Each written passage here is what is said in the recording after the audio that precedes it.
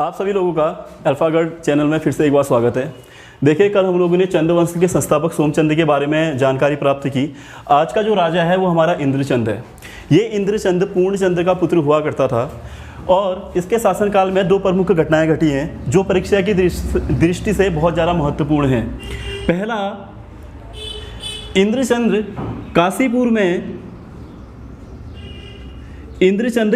में एक रेशम कारखाने का निर्माण करवाएगा। देखो, ये जो रेशम के कीड़े लाएगा ये नेपाल से लाएगा और नेपाल में जो कीड़े आते हैं वो तिब्बत से आते हैं। ऐसा माना जाता है कि नेपाल का एक राजा होता है जिसका नाम है सांग जोंग पो, जिसका नाम क्या है, सोंग जोंग पो। इसकी जो रानी होती है वो तिब्बत से कीड़े नेपाल में लेके आएगी और इंद्रचंद उन नेपाल से कीड़ों को कहाँ लेकर के आएगा, कुआं में लेकर के आएगा और यहाँ पे काशीपुर में क्या करेगा, एक रेशम के कारखाने की स्थापना करेगा। अब यहाँ पे देखो, इसने काशीपुर में रेशम के कारखाने की स्थापना कर दी है तो ये मैदानी क्षेत्रों से इस कारखाने के लिए रेशम बुनकर बुलवाएगा, रेशम बुनकरों को बुलवाएगा और इन रेशम बुनकरों को कहा जाता था पटवाए। इनको क्या कहा गया है, पटवाए। ठीक है, तो तुमसे पूछा जाएगा इंद्रचंद द्वारा रेशम बुनकरों की नियुक्ति की गई थी, उन्हें क्या कहा जाता था, क्या कहा जाता था, पटवाई कहा जाता था। और ऐसा माना जाता है कि ये जो काशीपुर में रेशम का कारखाना था 1790 में यहाँ पे गोरखाओं का आक्रमण हुआ है और चंद्रवंश का पतन हो गया है और यहाँ पे गोरखाओं ने क्या करी है, अपनी शासन सत्ता को क्या करा है, स्थापित किया है। तो ऐसा माना जाता है कि गोरखाओं के काल तक ये कारखाना चलता रहा। अब देखो, यहाँ पे काशीपुर में हो क्या रहा है कि रेशम के कारखाने का निर्माण हो गया है, यहाँ पे रेशम वस्त्र बन रहे हैं और इसी के चलते इंद्रचंद क्या करेगा, नेपाल से होते हुए ये तिब्बत तक क्या करेगा, अपने व्यापारिक संबंधों को क्या करेगा, स्थापित करेगा। दूसरी जो इसके काल में जो प्रमुख घटना हुई है उसे कहा जाता है पटरंग वाली प्रथा।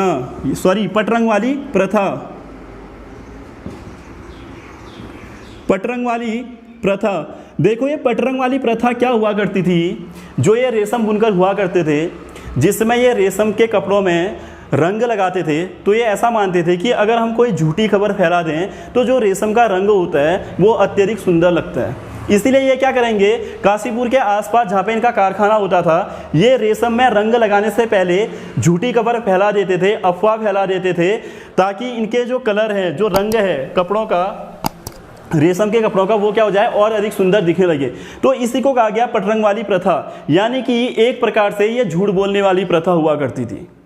कौन सी प्रथा हुआ करती थी, झूठ बोलने वाली प्रथा हुआ करती थी। और इसी को, ठीक है, इसी प्रथा को बाद में, इस प्रथा का प्रचलन किसके द्वारा करा जाएगा, इंद्रचंद द्वारा करा जाएगा। कहाँ पे, चंपावत में। ठीक है, तो इंद्रचंद के काल में दो प्रमुख घटनाएं घटी हैं। एक तो काशीपुर में रेशम के कारखाने का निर्माण, दूसरा पटरंग वाली प्रथा का प्रचलन।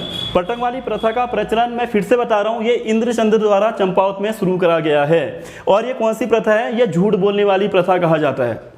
दूसरी चीज, इंद्रचंद को एक घमंडी राजा बताया गया है। ऐसा माना जाता है कि ये अपनी स्वयं की तुलना किससे करता था, देवराज इंद्र के साथ करता था।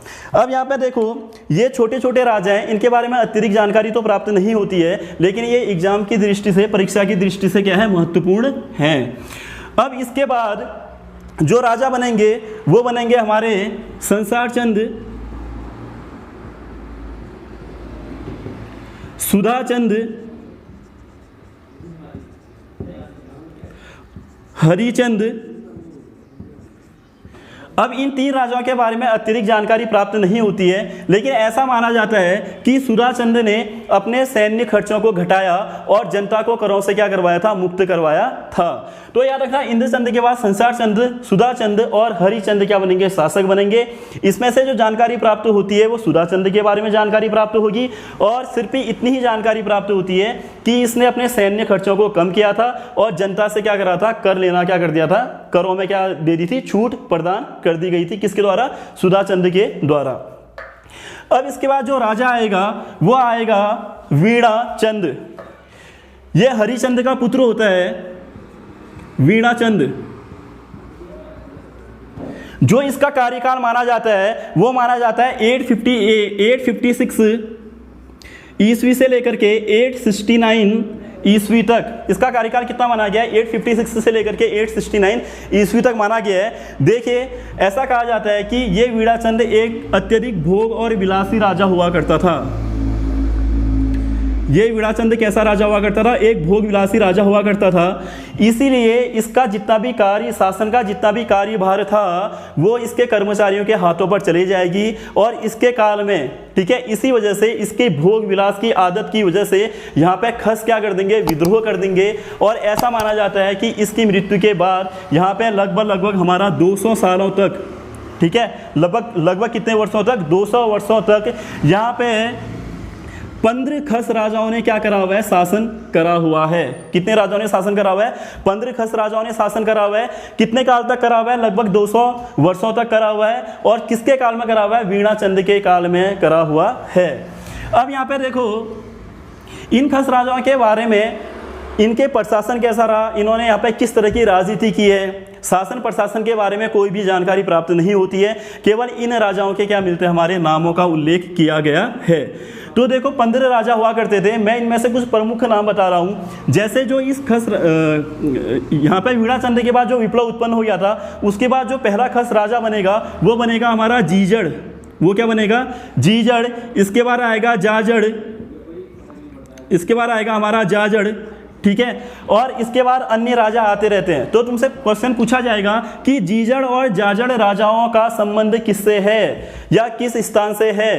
तो याद रखना, वीणाचंद के बाद यहाँ पे 200 वर्षों तक किसने करा हुआ है? खस राजाओं ने राज करा हुआ है। और ये जीजड़ और जाजड़ राजा, ठीक है, जीजड़, जाजड़, बीजड़, नागू, भागू, सोपाल, ये सारे के सारा कौन से राजा? हमारे खस राजा हैं। इन्होंने काली कुआं में क्या करा हुआ है? अपनी शासन की स्थापना की हुई है। तो अब यहाँ पे देखो, जब इसका क्या बोलते हैं, ये यहाँ पे खसों का क्या बोलते हैं? शासन स्थापित हो जाएगा, तो ऐसा माना जाता है कि ये जो खस राजा हुआ करते थे अत्यधिक अत्याचारी हुआ करते थे। और इन्हीं के अत्याचार से परेशान होकर के जो कुमाऊं के कुछ विद्वान होते हैं, काली कुमाऊं के कुछ विद्वान होते हैं, ये हमारे चले जाएंगे नेपाल। ये कहाँ चले जाएंगे? नेपाल। अब देखो, इससे पहले इसकी थोड़ी सी एक कहानी बनती है। कहानी ये है कि वीणाचंद के समय जो एक खसों का विद्रोह हुआ है, उसमें जो चंद राजा थे वो अधिकांश तराई भाबर वाले क्षेत्र में भाग गए। और इन्हीं चंद राजाओं में से एक व्यक्ति, यानी कि एक चंद राजा का वंशज, जिसका नाम था वीरचंद, ये संसार चंद का वंशज हुआ करता था, ये भाग करके कहाँ चले जाएगा? नेपाल चले जाएगा।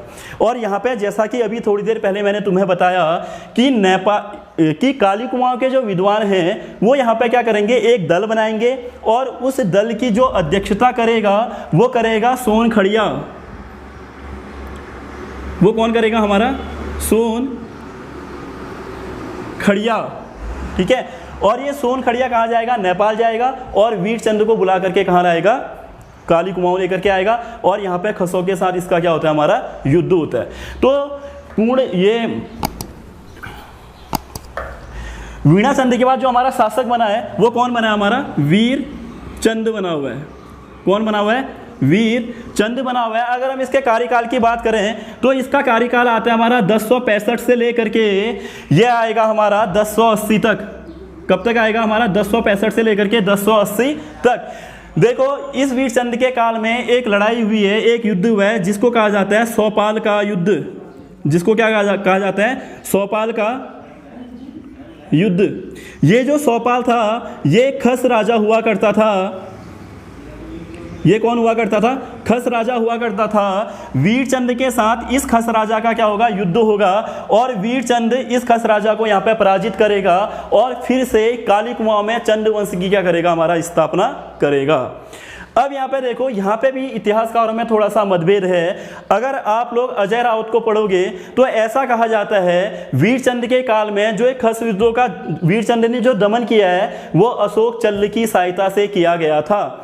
लेकिन अगर हम लोग यहाँ पे वीरचंद का शासनकाल देखें, इसका टाइम पीरियड देखें, तो वीरचंद का जो शासनकाल यानी कि टाइम पीरियड आता है वो 1065 से लेकर के कितना? हमारा 1080 तक है, ठीक है। और अशोक चल्ल ने जो आक्रमण किया हुआ है वो माना जाता है 1191।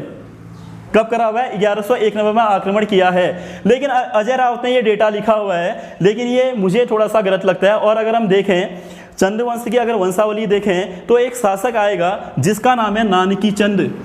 जिसका नाम क्या है? हमारा नानकी चंद।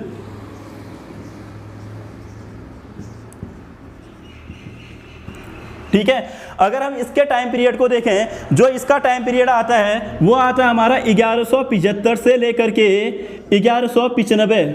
कितना आता है हमारा? 1175 से लेकर के 1195 आता है। और यहाँ पे देखा जाए तो अशोक चल्ले के जो आक्रमण का काल है वो कितना हमारा? 1191। तो जो अशोक चल्ले ने आक्रमण किया हुआ है वो नानकी चंद के काल में किया हुआ है, न कि वीर चंद के काल में किया हुआ है। मैं फिर से एक बार रिवाइज कर देता हूँ। देखो, सोमचंद्र हम लोगों ने पढ़ दिया। जो सोमचंद्र था वो चंद्र वंश का संस्थापक है। सोमचंद्र के बाद जो तीसरा शासक बनेगा वो पूर्णचंद्र बनेगा। पूर्णचंद्र के बाद उसका लड़का यानी कि उसका पुत्र कौन बनेगा? इंद्रचंद्र बनेगा। और इंद्रचंद्र यहाँ पे क्या करेगा? रेशम के कारखाने लगवाएगा, पटवारियों की क्या करेगा? नियुक्ति करेगा। और यहाँ पे पटरंग वाली नाम प्रथा चलाएगा, जिसे झूठ बोलने वाली प्रथा भी कहा गया है। ठीक है, उसके बाद वीणाचंद बनेगा और वीणाचंद के काल में उसे भोग और विलासी राजा बताया गया है। और इसके काल में यहाँ पे क्या हो गया? 200 सालों तक क्या करेगा? खसों का शासन स्थापित हो जाएगा। जीजड़, जाजड़, नागू, भागू, सोपाल, इंद्र, इमी, सारे के सारे कौन से राजा? हमारे खस राजा हैं, जिन्होंने वीणाचंद के काल में काली कुआं में क्या करा हुआ है? शासन किया हुआ है। और फिर होगा क्या कि वीणाचंद के बाद जितने भी चंद शासक होंगे ये खसों के डर से कहाँ भाग जाएंगे? हमारे तराई भाबर वाले क्षेत्र में भाग जाएंगे। और एक शासक वीरचंद हमारा कहाँ चला जाएगा? नेपाल चला जाएगा। और नेपाल से काली कुमाऊं के जो विद्वान होते हैं वो एक दल बनाएंगे, जिसका नेतृत्व कौन करेगा? सोन खड़िया करेगा। तुम्हारा यहाँ पे एक प्रश्न बनेगा कि वीरचंद का सेनापति कौन था, या सोन खड़िया किसका सेनापति हुआ करता था? हमारा वीरचंद का सेनापति हुआ करता था। और वो यहाँ पर आकर के क्या करेगा? सोपाल, खस राजा सोपाल को हराएगा और फिर से क्या करेगा? चंद्रवंश की स्थापना करेगा। फिर से बता रहा हूँ कि इतिहास अजय रावत ने ये लिखा हुआ है कि ये जो वीरचंद के काल में सोपाल का युद्ध हुआ है, इस सोपाल के युद्ध में अशोक चल्ले ने क्या करी थी? वीरचंद की सहायता करी थी। लेकिन अगर हम अशोक चल्ले के आक्रमण का काल देखें, सन देखें, तो 1191 है। और जो हमारा वीरचंद का काल आता है वो इस काल से हमारा मैच नहीं करेगा। ठीक है, तो अशोक चल्ले के काल में जो चंद शासक हुआ करता था वो नानकी चंद हुआ करता था, जिसका शासनकाल कितना माना जाता है? 1175 से 1195 माना जाता है। तो आज के लिए इतना ही। कल हम पढ़ेंगे गरुड़ ज्ञान चंद। धन्यवाद।